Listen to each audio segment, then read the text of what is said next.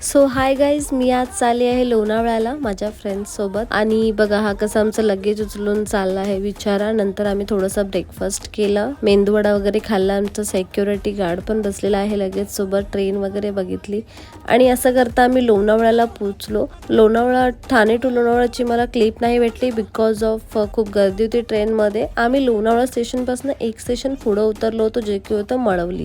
तिकडून आम्ही विलामध्ये 15 ते 20 मिनिटात पोहोचलो चालत.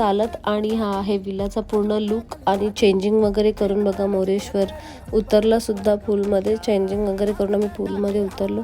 आणि हा जो आहे विलाचा टूर. हा मोठा हॉल आहे तिथला. आणि खाली बेडरूम आहे, बेडरूम बघू शकता. अटॅच बाथरूम आहे तो. आणि किचन आहे. किचनमध्ये तुम्हाला सगळे अप्लायन्सेस प्रोव्हाइड केले जातात. आणि वरती जे आहेत 2 बेडरूम आहेत, त्याच्यामध्ये 2 बाल्कनीज अटॅच्ड आहेत, 2 बाथरूम सुद्धा अटॅच्ड आहेत. तुम्ही बघू